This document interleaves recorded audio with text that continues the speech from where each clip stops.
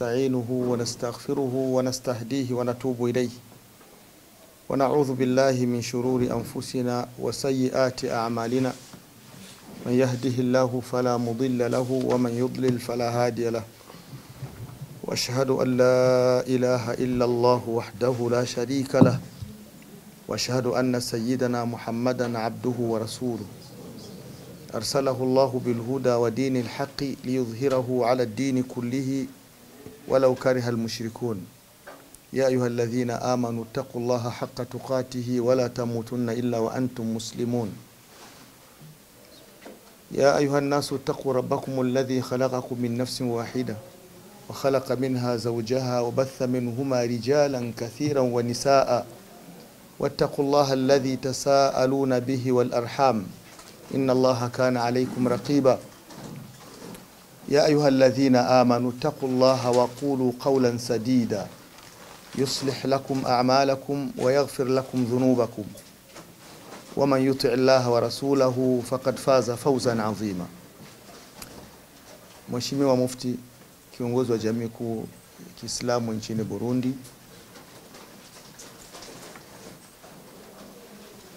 Mheshimiwa kiongozi wa mkoa mpana wa Bujumbura, Mheshimiwa kiongozi wa maimamu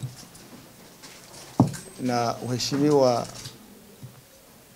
wakubwa zetu ambao mliongoza jamii ya Kiislamu katika nchi hii ya Burundi, waheshimiwa mashekhe katika baraza kuu la mashekhe na waheshimiwa mashekhe wote mliokubali kuitika wito wetu wa siku hii ya leo. Assalamu alaikum wa rahmatullahi wa barakatuh.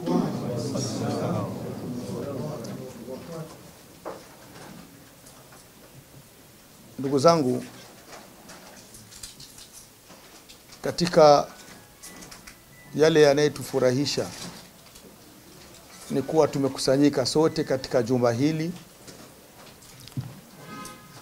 na hakuna kilichotukusanya isipokuwa ni kukaa tunaifikiria dini ya Allah subhanahu wa ta'ala.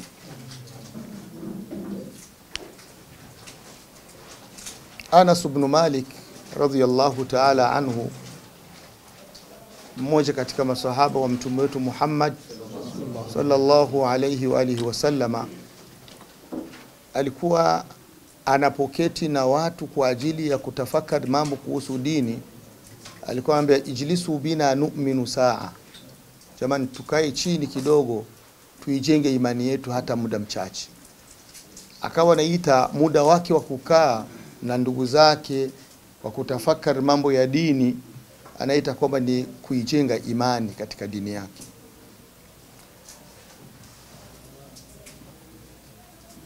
Huyu muda tunaokaa hapa, sidhani kwamba kuna mtu ana uwezo kulipa thamani ya dakika zinazopita na muda unavyoendelea, na hasa tukitazama vichwa vya wale waliokaa katika kikao hiki. Ni muda wa thamani mmeupoteza, na ni vya thamani zaidi ambavyo mmefikiria wakati mtapokuwa mmeketi katika nyumba hii. Kwani hakuna thamani iliyokuwa kubwa kama dini ya Allah subhanahu wa ta'ala.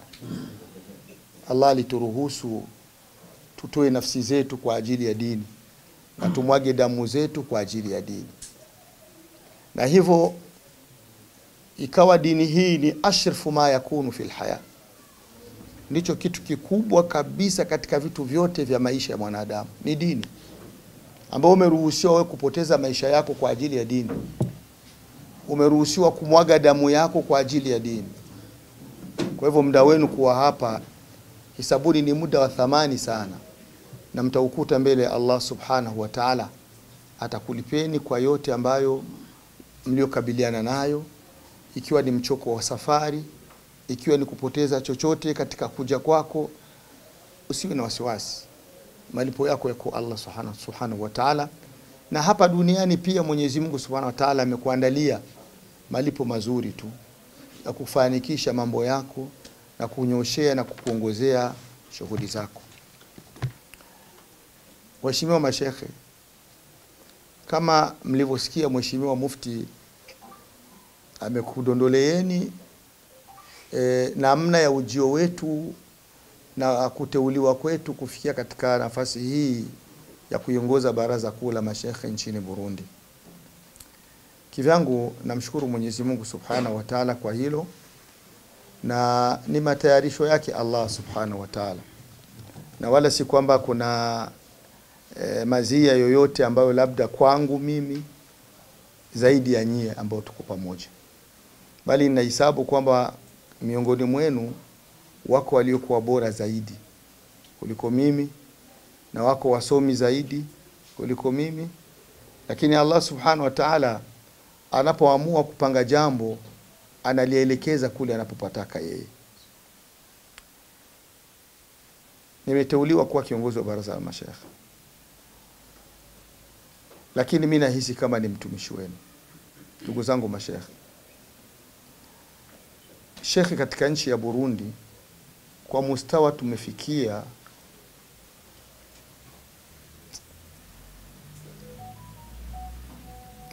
katika wale wasiopewa thamani zaidi ndani ya jamii kwa leo ni mtu anaitwa shekhe.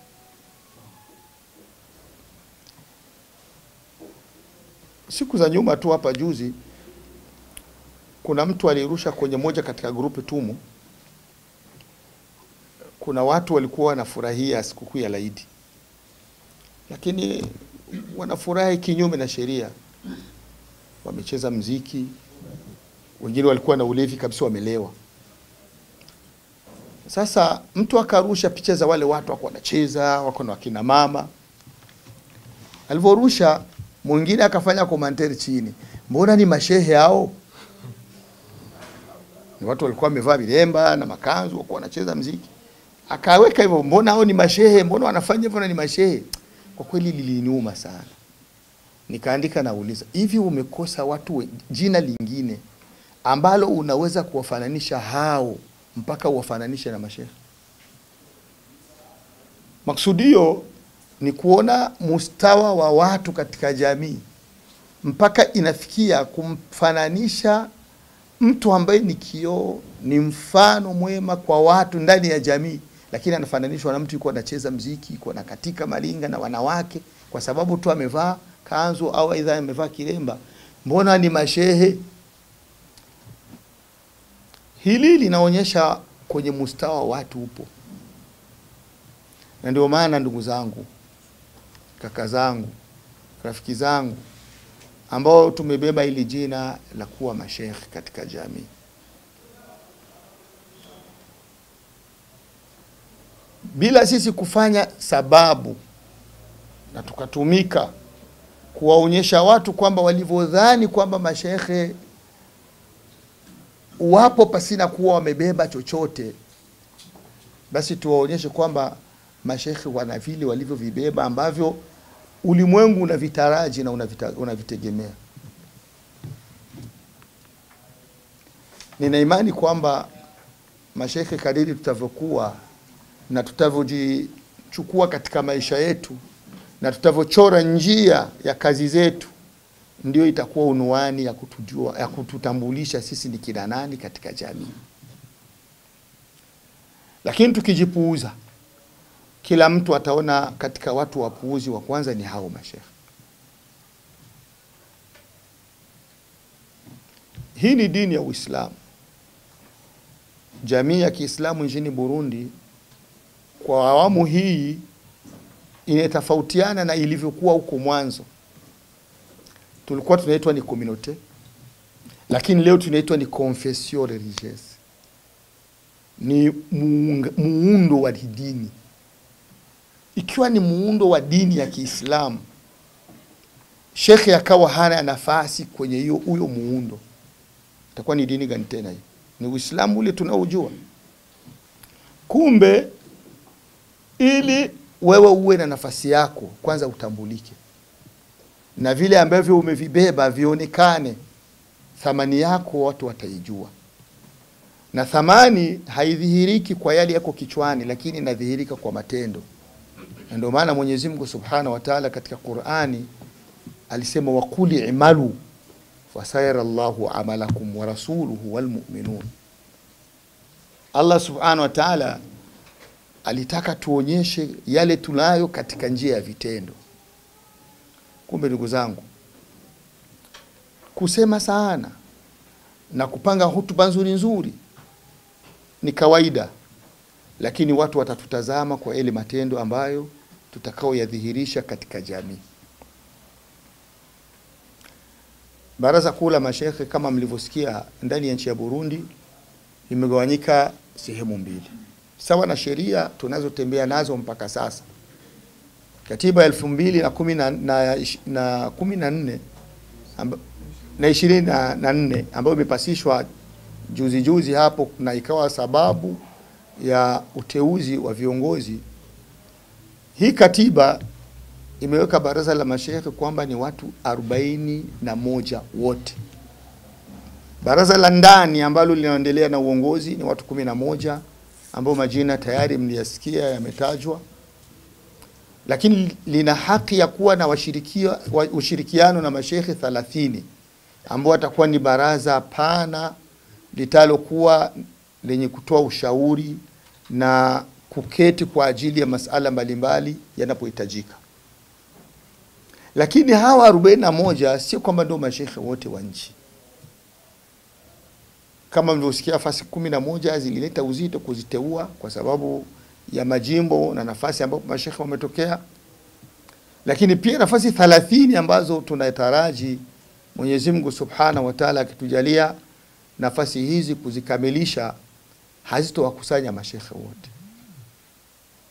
Itakuwa ni idadi fulani. Wale ambao watajikuta wameingia katika hao, sawa ima kuomba kwao na kupendekeza kwao kutaka kuwa katika nafasi hiyo, basi wale watakuwa ni wawakilishi wa ndugu zao. Na wale ambao watakuwa hawakupata bahati ya kuingia sehemu hiyo, nina imani kwamba hawakusahaulika. Bado ni mashekhe na bado nafasi yao kwenye jamii tunaifahamu na tunaitambua na tunaitaraji kuwa tupate mchango wao. Na ndio maana pamoja na kuwa kuna uzito wa kuwakusanya kiuwezo, kihali, lakini kutakuwa sababu za kujitahidi kwa hali na mali, ingalau mikutano kama hii ya kuwakusanya mashekhe iwe kwa wingi tu katika jamii yetu, ili hata wale wasiokuwa katika zile ngazi zilizotajwa, lakini wawe na ripoti kamili ya yale yanayoendelea ndani ya baraza. Nataraji kwamba tuunde mtandao wa mashekhe na tujiunge pamoja ndugu zangu, ili tuwe ni mifano kwa wale tunaowaongoza waumini. Waumini wanatazama kwetu sisi maadili njema na mwenendo mzuri na tabia nzuri na muamko kwenye jamii. Jamii italeleka sawa na malezi tunayowapa na itajifunza sawa na mafunzo tunayoyatoa. Tutoe mafunzo yanayohitajika, yale ambayo tunaona kwamba jamii inayahitaji kwa sasa. Sio mafunzo tu yote yale ambayo utahisi kwamba unafaa kuyatoa uyatoe. Wakati mwingine kuwahutubia watu lije sawa na mahitaji yao, sio sawa na elimu tuliyokuwa nayo. Ukitaka kuwafunza watu sawa na elimu uko nayo, pengine utawaambia mambo hawatayafahamu. Kuna mambo mazito katika jamii yetu, tena ya msingi kwenye dini, jamii yetu haiyatambui kabisa. Kumbe tujikite kwanza kwa hayo katika kuwafunza watu kupitia kwenye itikadi yetu na kwenye akhlaq, ili watu wabadilike, kwa sababu Qur'ani ndio ili wabadili watu zama za Mtume Muhammad sallallahu alayhi wa sallama. Na sisi kuitumia hiyo Qur'ani na mafunzo ya Mtume tutaweza kuwabadili, lakini hatutowabadili watu kwa njia nyingine pasina kutumia haya maneno ya Mwenyezi Mungu Subhanahu wa Ta'ala. Ndugu zangu, Baraza Kuu la Mashekhe watu 11, tulikaa tukafikiri kwamba kazi za baraza ni nyingi tu, kwa sababu mnajua tuko katika nchi kwanza si ya Kiislamu, Ingawa nchi yetu haikujiita kwamba ina dini fulani, ni nchi laiki, haigamii dini huku wala huku, hili inaeleweka. Kila mtu atakuwa kule ambapo alikunywa zaidi. Viongozi na watawala wengi kama mnavyojua imani yao kwenye ipo, hata kama si wanadini, lakini imani zao hawatozipuuza. Na sisi pia ni Waislamu, maadili ya dini yetu ni lazima tuyaweke nafasi yake. Kumbe chombo ambacho kiko mbele katika kuweka maadili ya dini ya Kiislamu kwanza ni baraza la mashaikh, halafu linashindikizwa na ndugu zao maimamu. Hili ni baraza moja asili yake lilikuwa, lakini sawa na hali na mabadiliko, leo tunaita kuna baraza la mashaikh, kuna baraza la maimamu. Ni sawa na jinsi katiba tunayokwenda nayo ilivyo, lakini haitokuwa kiziwizi kwamba tujikute siku moja tunaita ni baraza la mashaikh na maimamu na maduat, liwakusanye watu wote. Katika ile njia kwenda tunakusanya na tunatoa sababu zote za kuwatofautisha watu. Katika baraza kuu la mashaikh tuliona kwamba kazi haziwezi kutendwa tu na uongozi ambao ni kadhi na naibu wake labda na katibu wao, lakini kazi zinapaswa zitembezwe na jamii yote kwa jumla. Ndio maana tuligawa kazi katika utaratibu wa utumishi ndani ya baraza la mashaikh, tukawagawa wanamemba kwenye lijan fariia, kazi fulani ambazo zitakuwa kila mtu atashughulikia, kwa sababu kwa muda mchache tushughulikie mambo makubwa zaidi ambayo yataenea jamii nzima. Kuna yale ambayo yanahusu ofisi na uongozi na kukaa pamoja na mheshimiwa mufti katika kujenga siasa ya jamii yetu. Hii ni lajna ambayo itakuwa ni lajna ya viongozi, lajnatul ifta wal qada, ambao tulibaki ni mimi na naibu wangu Sheikh Jamal Saleh. Halafu tuna ofisi ambayo inabidi itafuatilia malafati zote za baraza na mnavyo zinavyoendelea. Tutaita ni lajnatul mutaba wal malafat. Hii itaongozwa na sekretari ambayo ndio katibu wetu Sheikh Nduwayo Jabir, na itakuwa na msemaji wa baraza ambaye alikuwa ni Sheikh Abdul Hamid. Mpaka sasa bado tunaye kwa sababu rasmi haja tutoka tukingali naye, na pia wako pamoja na ndugu yetu Hatungima na Juma ambaye alikuwa yeye ni muhusika wa kukusanya michango midogo midogo ambao mashekhe walikuwa wanaitoa kwa ajili ya kurahisisha kazi zao. Kama mnavyotambua, jamii yetu bado haijawa na chochote. Uwezo wa kuendesha kazi unahitaji kutoka mikononi mwetu sisi wenyewe. Tujitolee kwa minajili ya kutaka kupiga hatua kwenye kazi zetu. Kama tunataraji Waislamu kutuchangia, lakini tuanze sisi wenyewe. Ndio maana tukawa tumemweka ndugu yetu Hatungima na Juma kwa ajili ya kukusanya ile michango midogo midogo ambao wanamemba walikuwa wanachangia kwa ajili ya kutaka kuboresha kazi za kila siku. Na hapa ninatumia fursa ndugu zangu kuwajuza ndugu zangu mashaikh, wallahi mimi na imani kwamba tutapotumika vizuri, watakuja baada yetu hizi kazi wajikute kuna wepesi na kuna urahisi. Hata ikibidi mtu alipwe, lakini kwa leo bado ni gumu kwa sababu hatuna chochote. Wasafina la tajri ala al-yubs, ili mtumbu utembee ni lazima pawepo maji, kisha uanze kuelea juu ya maji. Na hayo maji tutayatengeneza sisi, ni mimi na nyie kama mashekhe, kuwa vyanzo vya kwanza vya kutengeneza nafasi hiyo. Kumbe ndugu zangu, tutakuombeni pia mashekhe ya kwamba hili baraza ni la kwetu, na kwetu sisi ndio tuanzie. Nahnu awalan, sisi kwanza kabla ya wengine, sisi kwanza kabla ya wenzetu, kwa ajili ya kuihami baraza na kuchangia kile ambacho kinastahili kuipeleka baraza mbele insha Allah. Tutavojitolea sisi, tutakuwa tumemuonyesha Mwenyezi Mungu ukweli wa nia zetu. Atatuletea watu watatusaidia. Lakini sisi tukijisahau, tukapuuza, Allah ataona hatufai. Na hivyo hata wakuja kutusaidia hawatupatikana.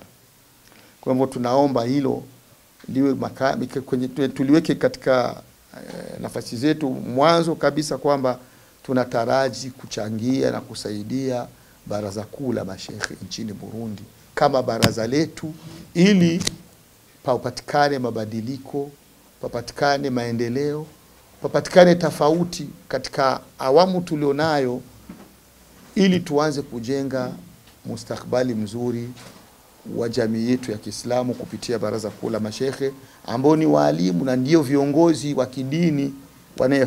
Kwa hivyo hii lajna ya maimamu ya misikiti na maimamu itawasogelea zile kamati mbili ambazo ziliundwa, ili waweze kukaa kwa pamoja kwa minajili ya kufikiria namna ya kuiweka sawa na kuielekeza misikiti yetu ianze kufanya kazi sawa na utaratibu uliowekwa na dini yetu ya Kiislamu, ili misikiti iwe ni chemchemu ya kuwajenga watu na kuwaongoza na kuwaelekeza, isije kuwa ni sababu au ni nafasi za watu kuweka majungu na njama za kuweza kuvuruga jamii.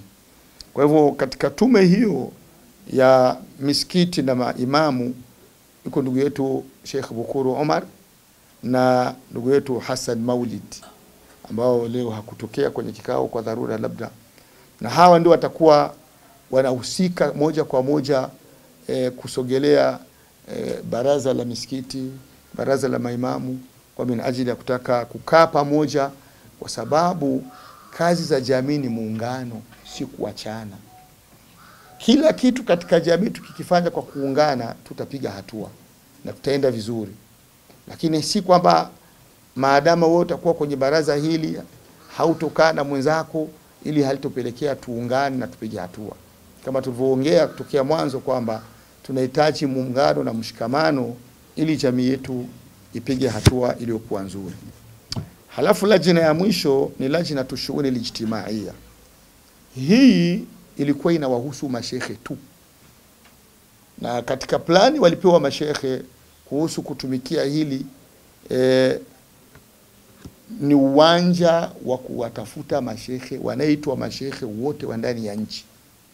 Kwanza wawajue, halafu walete orodha zao kwenye baraza, halafu pawapo mawasiliano baina yetu na wao kwa minajili ya kumjua kila anaitwa shekhe katika nchi na tujue fikra zake na mwelekeo wake ili tuwe pamoja nao. Hii lajna ambayo itakuwa inatazama masala ya ndani ya mashekhe inaongozwa na ndugu yetu Nizigimana Hussein ambao tuko naye hapa, na ndugu yetu hakutokea leo Girukushaka Abdul Jabbar. Hizi ndizo timu ambazo ziliundwa kwa ajili ya kuongoza baraza kuu la mashekhe. Lakini wakati huo kama mnavyotambua, jamii ni pana na ina majalisi nyingi ambazo zinaendelea kufanya kazi leo. Kuna baraza la mikoa mitano kama mnavyojua, Buhumuza na Gitega, Butanyerera na Bujumbura na Burunga.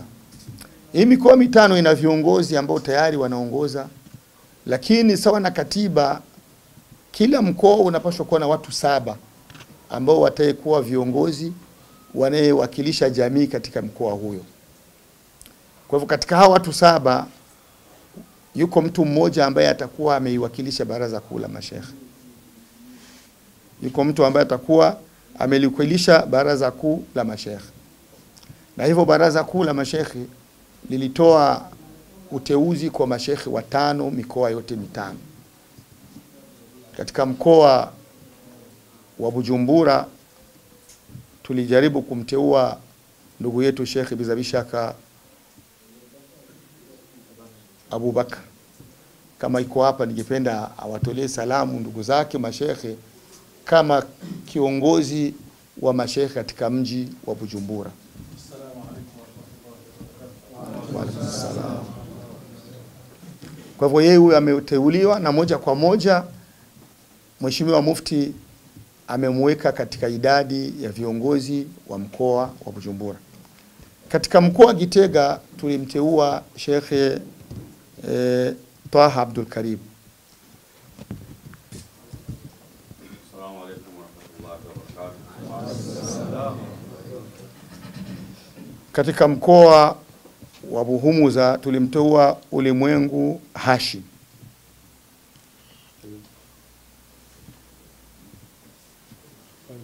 Hakutokea labda kwa dharura. Na katika mkoa wa Burunga tulimteua Sheikh Mubarak Idris. Wa alaykum salaam wa rahmatullahi wa barakatuh. Katika mkoa wa Butanyerera tulimteua Sheikh Minani Khalid.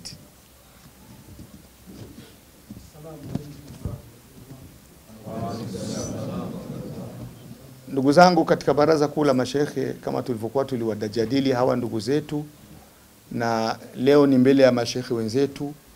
Hawa ni wawakilishi wa baraza kuu la mashekhe katika mikoa 5 ya nchi.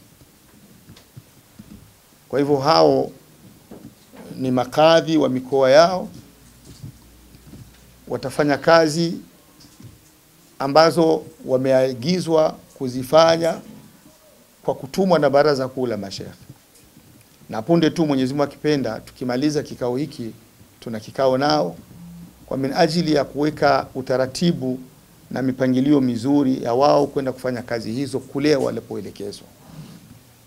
Ningependa kuwaomba ndugu zangu mashekhe, kuteuliwa kuwa kwenye nafasi fulani haimaanishi kuwa mtu amekuwa bora kuliko wengine wote, au kwamba kuna mapato zaidi ameenda kuyapata zaidi kuliko alivyokuwa kwenye mtazamo wenzake, au kwamba amekuwa na salahia ya istithar ya kila kitu ambacho atakuwa amekiona aonekane kwamba yeye ndio mwenye kuhusika nacho.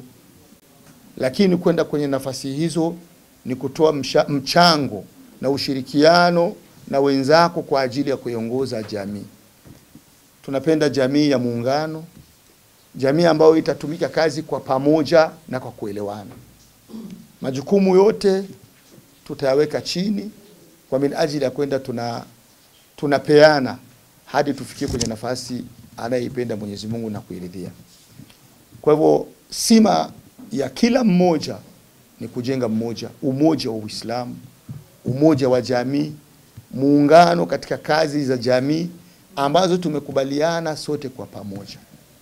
Jamii yetu ina uwezo, lakini ule uwezo wa jamii tumeusambaratisha kwa sababu ya kazi za kutawanika, na hivyo tukajikuta tumekuwa mafakiri ambao hatuwezi kujisaidia chochote. Lakini tukiweza kuelekeza kazi zetu zikaelekea kwenye upande fulani, hiyo kazi ikawa imemalizika, tukahamia kwenye hatua nyingine, tutaijenga jamii na tutakuwa vizuri na tutajiimarisha mpaka hata kile ambacho tunahitaji kukifanya tutakifanya kwa uwezo wetu wenyewe. Lakini tukisambaza uwezo tulionao tukautawanya pasina kukusanya fasi moja kazi zetu na juhudi zetu, hatuwezi kufaulu. Kwa hivyo viongozi ambao mmeteuliwa kuwa makadhi kwenye mikoa yenu, kuweni watu wenye ushirikiano, kuweni watu wenye kusikia na kushauriwa. Wamekusha teuliwa viongozi wa makomine kwa upande wa kuwakilisha Waislamu, lakini kwa sababu pia majukumu ya jamii ya Kiislamu yanayoambatana na baraza kuu la mashekhe bado yanaendelea. Kuna kufunga ndoa za Waislamu ambao wanahitaji kufungiwa ndoa zao, kuna kufuatilia kadhaya mbalimbali zinazopita katika familia za Kiislamu kuhusu kusuluhisha matatizo haya na yale, kuna mirathi, kuna kesi ndogo ndogo ambazo zinatokea baina ya Waislamu. Haya yote ni katika kazi baraza kuu la mashekhe linasimamia. Sidhani kwamba hawa wameteuliwa kuwa viongozi wa mikoa watayabeba yote. Kumbe kunahitajika makadhi pia watakuwa kwenye komine ambazo ziko chini ya uongozi wa hao makadhi wameteuliwa leo. Na hao bila shaka ni katika njia ya kurahisisha kazi ili Kesho pakiwa kesi ndogo, isingoji kutoka huko Muyinga ikaja hapa, isitoki Changuzo ikaja hapa, isitoki Ikarusi ikaja, imalizwe huko huko, kwa sababu patakuwa wahusika ndani ya komine na wahusika mkoani. Ikiwa itashindikana, inahitaji kuja Bujumbura, hapo ndipo itakuja. Lakini masuala yamalizwe kule kule na wahusika ambao watakuwa wameteuliwa insha Allah. Mwenyezi Mungu Subhanahu wa Ta'ala akitalia siku za usoni, kuna wale makadhi walikuwepo katika makomini ya zamani. Mpaka sasa bado wanafanya kazi kwa sababu bado hawajabadilishwa. Lakini tutajifunza utaratibu unayofaa pamoja na kutumika na viongozi wa mikoa na hawa makadhi wa mikoa, ili tuweze kufikia kwenye maamuzi mazuri kuhusu komine ambazo ni mpya sawa na mgao mpya wa nchi yetu inshallah. Kwa kumalizia, ndugu zangu, Baraza Kuu la Masheikh tuko tabaka mbalimbali. Tuna wazee wetu ambao walitutangulia na waliongoza baraza na walikuwa mbele yetu, tuko nao ndani ya baraza. Na tuna vijana chipukizi wapya ambao mashaallah wamekuja kwenye uwanja. Ndugu zangu, tutasaidizana sote kwa pamoja. Lakini acha nikwambieni, baraka yote siku zote huanza kwa wakubwa. Al-akabir. Siku za nyuma palikuwa muono wa kutoona thamani ya wale wakubwa katika jamii. Lakini acha nikwambieni kwamba huyo muono ni muono mbaya, si sahihi. Hawa waliotutangulia ni wakubwa zetu, na hivyo ushauri wao kwetu sisi ni muhimu, na kuwa karibu nao pia ni muhimu. Bado tunahitaji fikra zao, tunahitaji ushauri wao, tunahitaji ukaribu wao, kama wazee wetu wakubwa zetu walitutangulia. Waliona mengi kabla yetu na walikabiliana na makubwa kabla yetu. Na hivyo ndugu zangu, hawa mashekhe wakubwa waliokuwa juu yetu kiumri, tuwape itibari katika jamii. Tuwape itibari katika jamii. Tuone thamani yao, tuone uzito wao. Ile hisia ya kuangusha heshima ya hao, wallahi ni kujiangusha sisi wenyewe heshima. Kuna wale sisi ni wanafunzi wao, tulisoma kwao. Kwa hivyo tukishaangusha hadhi zao, sisi tuko wapi? Tuko wapi? Kwa hivyo tuone ule moyo wa kuwaheshimu na kuwatanguliza na kuwapa nafasi zao. Napenda kuwakumbusha ndugu zangu masheikhi kwamba tujenge jamii yetu ya masheikhi kwa muono huyo wa kuheshimiana, wa kusogeleana, wa kusaidizana. Tujenge jamii yetu ya masheikhi kwa kushirikiana na kwa kuhurumiana kwenye kazi ambazo tunakabidhiana. Yule ambaye amepewa kazi tumhurumie ili tumsaidie. Tunaelekea kuwakusanya masheikh 30 ambao watakuja kutusaidia. Nadhani mlisikia lijani zilizotajwa zina watu wawili. Na ndio maana labda kazi zilikuwa ngumu kwao, kwa sababu watu wawili, pengine mmoja yuko huku mwingine yuko huku. Katika hao 30 watateuliwa, tutachukua karibu 15 waingie kwenye zile lijani. Kila lajina itaongezwa watu 3 ili wawe watu 5. Ili lajina ipanuke, kazi ziendelee vizuri, ili watu tuendeleze kazi zetu mashekhe, tuwe ni mfano mzuri, ili kesho tubadili jina letu. Nilikuwa ni jina nzuri na lipashe kuendelea kuwa ni jina nzuri insha Allah. Mwenyezi Mungu Subhanahu wa Ta'ala awe pamoja nasi katika juhudi zetu. Mwenyezi Mungu Subhanahu wa Ta'ala tunamuomba atuwafikishe kuweza kuitengenezea au kuiandalia jamii yetu yale mazuri wanayotarajia kwa wasomi wao. Mheshimiwa Mufti, ningependa kuambia kwamba watu wengi watakuambia kwamba baraza la masheikhi linakuja litakutoa. Ndio msemo huko watisha wa mufti wanayekuja kwamba ukiwaleta masheikhi karibu yako watakutoa. Lakini alhamdulillah, wewe ni shekhe, umepita kwenye uwanja huyu wa dawa. Jamii ya Kiislamu pasina kuwa na mashekhe hatuna jamii. Jamii ya Kiislamu mashekhe hawakupewa nafasi yao, hatuna jamii. Mwenyezi Mungu Subhanahu wa Ta'ala atujalie sote kwa pamoja tuweze kuifikisha jamii pale anapopataka Allah Subhanahu wa Ta'ala. Subhanakallahumma wa bihamdik, ashhadu an la ilaha illa anta, nastaghfiruka wa natubu ilayk.